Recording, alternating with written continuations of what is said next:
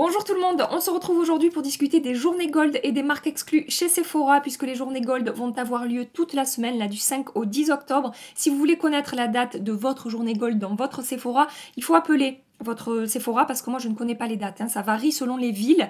Et je vous avais proposé cette vidéo au mois de mars que je vous conseille d'aller regarder parce qu'aujourd'hui je vais compléter cette vidéo. Je ne vais pas vous représenter tous les produits que je vous avais recommandés dans ma vidéo du mois de mars. Donc je vous l'accroche ici et je vous la mets dans la barre d'infos. Et du coup avec ces journées Gold du mois d'octobre qui arrivent à grands pas, j'ai reçu plein de messages sur Instagram où vous me disiez Gabi, est-ce que tu peux réitérer la chose s'il te plaît? Donc c'est ce que je vais faire. Et pour tout ce qui n'est pas marque exclue, je vous invite à aller voir mes vidéos favoris de fin de mois, mes vidéos récap du mois, etc.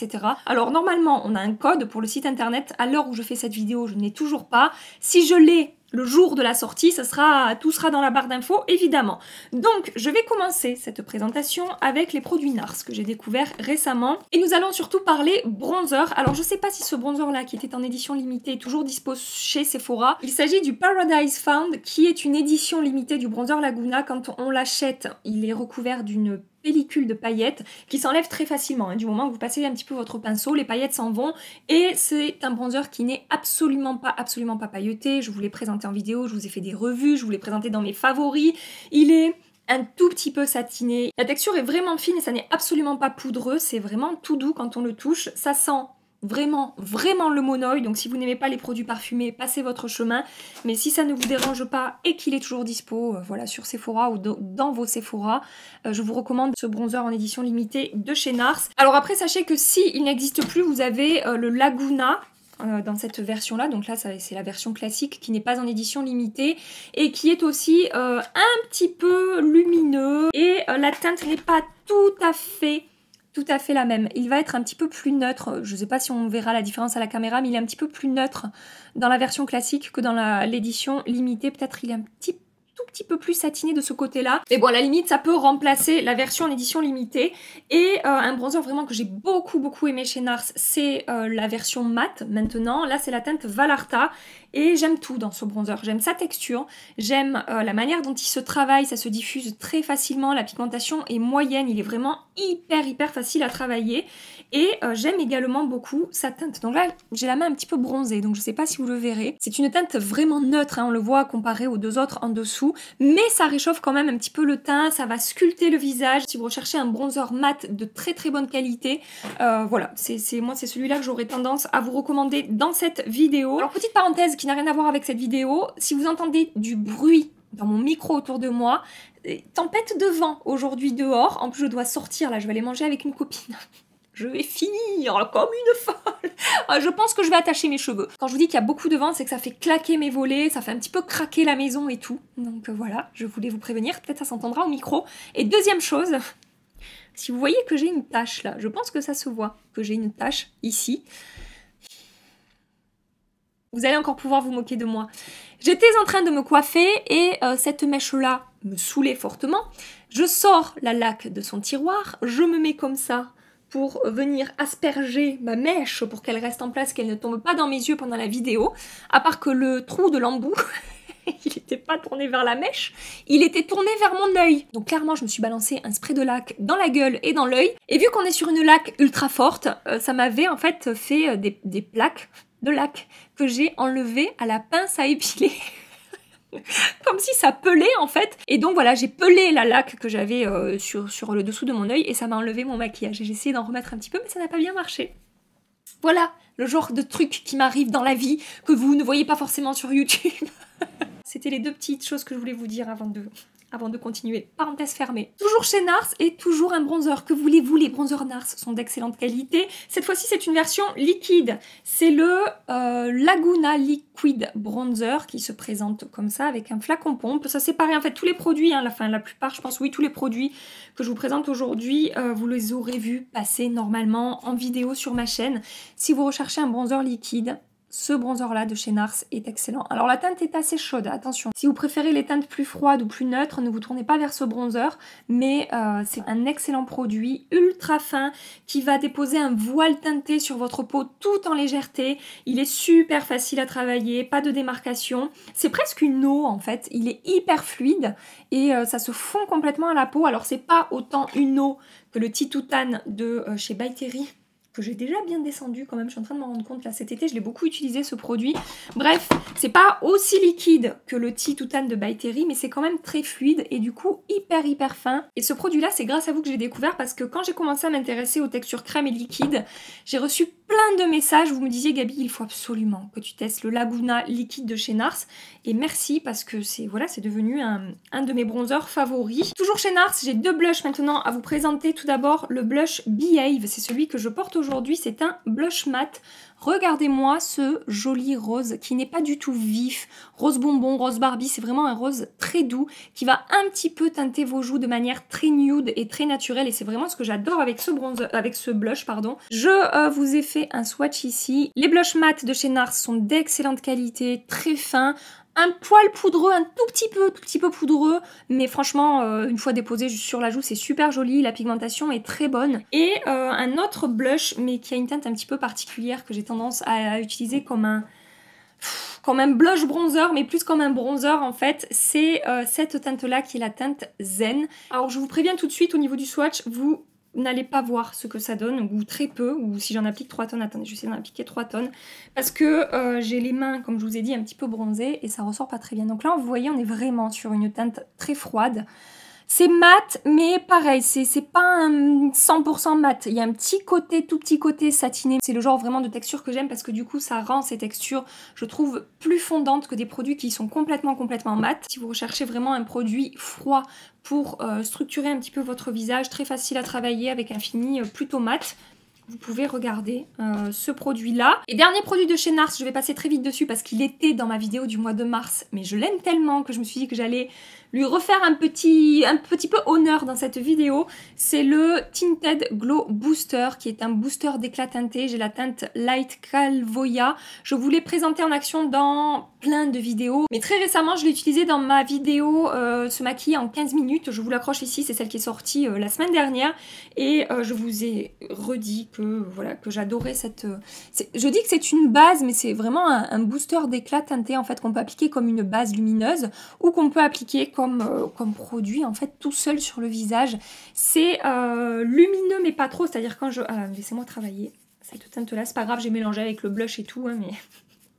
on s'en fout, c'est pour que vous puissiez voir sa lumière qui est quand même assez subtile une fois qu'on l'a travaillé, c'est pas du tout quelque chose qui va être lumineux comme un vrai highlighter, et ça a tendance à teinter un petit peu la peau, donc à apporter bonne mine, ça vous fait une peau toute douce, vraiment avec un effet peau en bonne santé que j'adore, donc voilà, je voulais... vous en reparler rapidement dans cette vidéo. Je passe maintenant à la marque Too Faced. J'ai 3 produits à vous présenter. Tout d'abord, ces ombres à paupières liquides mat qui sont les Melted Chocolate Matte Eyeshadow. J'ai 3 teintes, mais j'ai surtout 2 teintes à vous recommander parce que la troisième, je la trouve pas hyper facile à travailler. J'ai la teinte Amaretto qui est ici et la teinte Chocolate Malt qui est ici. Je pense que je vais reprendre 1 ou 2 teintes personnellement de ces ombres-là, mais pas des teintes foncées. Des teintes un petit peu nude comme ça, parce qu'elles sont super faciles à travailler, ça se diffuse super bien, ça fait pas démarcation et une fois que c'est en place, ça ne bouge plus. Et pour des make-up hyper rapides avec des rendus du coup assez naturels, on est sur des teintes vraiment très faciles à porter là, je les trouve super ces ombres à paupières et donc comme voilà, je vais regarder les autres teintes, c'est vraiment un des achats que je vais faire pour ces journées gold. D'ailleurs je risque d'avoir la question, qu'est-ce que tu vas acheter aux journées gold? En général je rachète mes produits Tarte, donc ma poudre Shape Tape et mon anti-cerne. Là par exemple je vais regarder ces ombres là, je vais probablement racheter, je vais vous le présenter après, mon mascara Anastasia par exemple. Voilà, je rachète des produits en fait que j'utilise beaucoup, puisqu'après les nouveautés qui sortent dans les marques exclues, je les achète au fur et à mesure pour vous faire des vidéos et puis parce que j'ai du mal à résister aussi, hein, soyons honnêtes. Et ensuite évidemment, ces 2 produits-là de chez Too Faced et en particulier la base Primed and Poreless qui est une base floutante, lissante, matifiante, qui prolonge la tenue du maquillage, qui contrôle l'excès de sébum. C'est vraiment une base hyper efficace qui répond à plein de problématiques, j'ai envie de dire. Et alors je sais qu'elle est épuisée sur... Enfin en tout cas, à l'heure à laquelle je vous fais cette vidéo, elle est épuisée sur le site de Sephora, mais je sais qu'elle est disponible dans certains Sephora. Par rapport à toutes les bases que j'ai pu tester ces derniers mois, c'est, je pense, ma plus belle découverte. Et cette poudre-là, également, de Too Faced, est très bien. Alors c'est peut-être pas ma poudre préférée, comme je vous ai dit, pour contrôler mon excès de sébum au cours de la journée. Je vais devoir faire 1 ou 2 retouches avec cette poudre, alors qu'avec ma poudre Tarte, par exemple, je n'ai pas forcément besoin de faire de retouches. tout dépend évidemment après le fond de teint que j'utilise.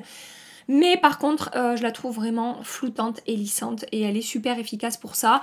Elle est hyper pratique à glisser dans le sac pour faire des retouches au cours de la journée si jamais vous voulez relisser un petit peu votre peau. Donc c'est également un produit de chez Too Faced que je vous recommande. Et un autre produit qui n'est absolument pas une nouveauté. C'est un produit que je n'avais pas utilisé depuis très longtemps, pourtant je l'adore. Et là je l'ai ressorti et je voulais, un petit peu comme la base de NARS, lui faire un petit clin d'œil dans cette vidéo. C'est la poudre de finition Born This Way, poudre fixante aérienne. Cette poudre est magnifique sur la peau. Alors comme pour la lissante, c'est pas celle qui va le mieux contrôler mon excès de sébum au cours de la journée, c'est celle que je porte encore aujourd'hui, mais elle est ultra fine et elle garde un petit éclat sur la peau qui est super joli. Et pourtant j'ai la peau mixte, donc vraiment j'ai tendance à bannir tout ce qui est un petit peu lumineux sur ma zone T. Comparé à d'autres poudres comme ça de finition un petit peu lumineuse, comme par exemple celle de Hourglass, la Veil Translucent Powder ou celle de Charlotte Tilbury dont je vais vous parler après, la Magic Powder, elles ont le même type de rendu qui laisse un petit peu d'éclat sur la peau, mais de ces trois poudres là dont je vous parle, attendez, laissez-moi l'attraper, voilà. La poudre Too Faced, c'est quand même celle qui va contrôler le mieux mon excès de sébum de ces trois poudres un petit peu lumineuse qui apporte un petit peu d'éclat comme ça sur la peau. Et donc bah écoutez, j'enchaîne du coup avec Charlotte Tilbury puisque j'ai sorti la poudre.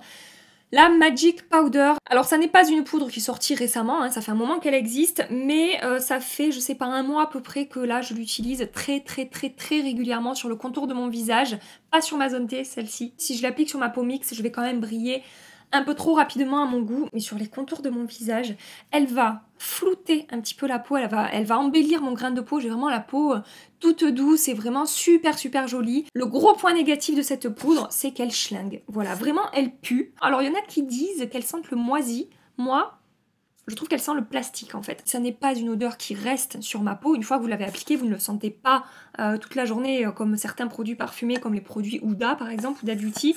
Là vraiment ça s'en va. Donc très jolie poudre de finition pour embellir le grain de peau et apporter un petit peu d'éclat. Toujours chez Charlotte Tilbury, je voulais vous parler de ce blush là. Alors je vous l'accorde, ceci n'est pas une nouveauté, mais j'ai découvert cette teinte là très récemment. Il s'agit du Chic to Chic en teinte The Climax. Je vous l'ai présenté uniquement sur Instagram dans mes make-up du mardi soir, mais jamais sur YouTube. Donc je voulais voilà, en parler un petit peu aujourd'hui. Vous voyez, on est sur une teinte à la fois marronnée, on est sur un marron assez neutre, c'est pas vraiment un marron très chaud mais c'est pas non plus très froid, et on a une touche de rose comme ça au milieu. Il est un petit peu satiné, j'ai la peau avec des sous-tons jaunes un petit peu dorés et cette teinte là ressort super bien. C'est ce genre de teinte que je peux utiliser un petit peu pour réchauffer mon teint et donner de la vie à mon teint, puisque comme je vous dis c'est à la fois marron et à la fois un petit peu rose, et c'est super joli sur la peau. La qualité des blushs Charlotte Tilbury est excellente, la texture est très fine, se travaille très bien. Si vous me connaissez un petit peu, vous savez que j'adore ce genre de teintes un petit peu multifonction comme ça, qui vont à la fois réchauffer votre teint et réveiller votre teint, et cette teinte Climax, elle est super pour ça. Je passe maintenant chez Fenty Beauty, j'ai deux produits à vous présenter. Tout d'abord les blush crème que vous avez vu passer des dizaines de fois dans mes vidéos, en particulier cette teinte là qui est la teinte Petal Poppin. Donc ce sont les Cheeks Out Freestyle Cream Blush. Je vais vous montrer les trois autres teintes que j'ai. Que ce soit la qualité de ces blushs ou les teintes qu'on a dans cette gamme de blush, je vous recommande à 100% ces produits-là si jamais vous recherchez des blush crème ou des bronzers crème, le produit qui va arriver juste après.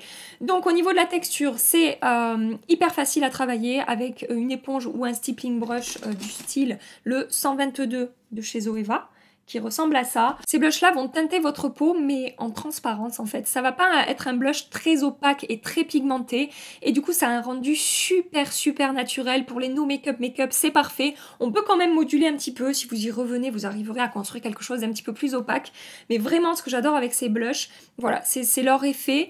Peau teintée en transparence, ça apporte un tout petit peu d'éclat. C'est une fois de plus le type de produit qui va vous apporter un effet peau en bonne santé. Donc ensuite, j'ai une teinte beaucoup plus peps là, alors, attendez, beaucoup plus peps. Le Petal Poppin, comme ça on dirait que c'est très Barbie, rose bonbon. Travailler sur les joues, sur ma carnation, c'est un petit peu frais, ça rehausse mes joues, ça m'apporte vraiment bonne mine, c'est super joli. Et donc encore plus pète, si vous aimez vraiment les blushs qui pètent. Vous avez, qui pète, avec l'accent du sud qui va bien, vous savez, le Strawberry Drip qui est la teinte 05. Voilà, on est un petit peu plus sur quelque chose de de framboise, j'ai envie de dire, mais c'est plus vif que ce que vous voyez là à la caméra. C'est même un peu plus rose vif que ce que vous voyez. Ensuite, j'ai la teinte Cool Berry, qui est la teinte 09, qui est cette fois-ci un mauve un petit peu plus nude, un petit peu plus froid, qui est également très joli et qui va très bien, par exemple, avec la Glam Palette de Natasha Denona que je porte aujourd'hui sur les yeux. Et ensuite, j'ai une teinte beaucoup plus chaude, un petit peu marronnée. C'est la teinte Rosé Latte, la teinte 10. Oh, qu'est-ce que j'aime cette teinte aussi. Elle peut vraiment paraître effrayante comme ça quand on regarde parce que ça a l'air très très foncé. Mais vu que ça a cette texture en transparence et que c'est vraiment modulable, sur ma carnation ça va très très bien. Et pourtant j'ai pas la peau, j'ai la peau claire, hein, j'ai pas la peau médium ou foncée. Et du coup toujours dans les produits crème de chez Fenty Beauty, j'adore également le Cheek Out Freestyle Cream Bronzer que j'ai en teinte 02 Beta Biscuit et je l'aime pour exactement les mêmes raisons que les blushs, c'est-à-dire que c'est une texture très facile à travailler, ultra fine sur la peau, qui va teinter votre peau en transparence, mais qui est également modulable. Si vous voulez augmenter l'intensité, vous pouvez. J'avais peur au début parce que dans les boîtiers, ça a l'air quand même très crémeux, presque un petit peu gras en fait, et une fois qu'on se met à le travailler, absolument pas.